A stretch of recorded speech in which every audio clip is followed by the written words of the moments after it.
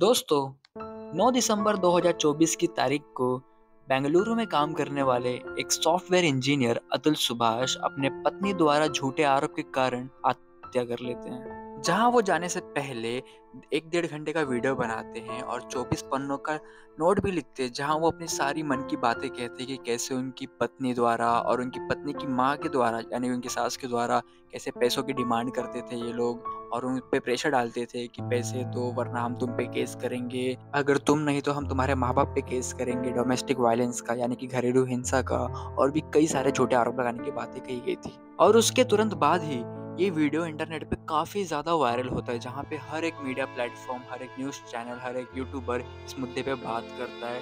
और इसके बाद तुरंत ही कई सारे लोग सड़क पे आके हाथ में बैनर लेके, मोमबत्ती लेके अतुल के इंसाफ के लिए लड़ते हैं, अतुल के इंसाफ के लिए आवाज़ उठाते हैं। और यहाँ तक उनके परिवार वाले, अतुल के माता-पिता, वो भी अपनी छाती पे एक स्टिकर लगाते हैं, जस्टिस इज़ ड्यू, न्याय मिलना बाकी है, इसके नारे लगाते हैं और हमारी कानून व्यवस्था से इंसाफ की भीख माँगते हैं। पर अब तक आज 24 दिसंबर है, पर अब तक कोई अंतिम फैसला सामने नहीं आया है कि आखिर निकिता सिंघानिया यानी कि अतुल की पत्नी, उनको कौन-सी सज़ा मिली, उनके अतुल के सास को, अतुल के साले को, अतुल की पत्नी को कौन-सी सज़ा मिली, अब तक सामने नहीं आया, अब तक कोई अंतिम फैसला नहीं आया है। और यहाँ तक जो जज थी वहाँ की हाई कोर्ट की, रीता कौशिक, उनका क्या हुआ? उनकी भी कोई खबर अब तक सामने नहीं आई कि उनको कौन-सी सज़ा मिलने वाली है।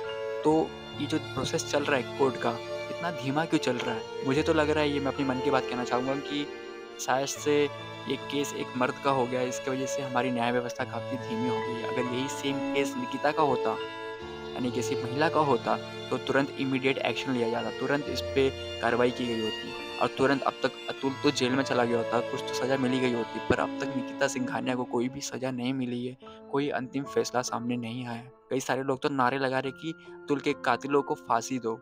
अब वक़्त ही बताएगा कि आखिर अंतिम फैसला कब तक आता है और क्या मिलता है, कौन-सी सज़ा दी जाती है अतुल की पत्नी को, उनकी सास को, उनके साले को। और जब तक अतुल सुभाष को इंसाफ नहीं मिलता, तब तक हम इस मुद्दे पे वीडियो बनाते रहेंगे, आप तक बात पहुँचाते रहेंगे। आप देखते रहिए मैक्स महाराष्ट्र हिंदी। धन्यवाद।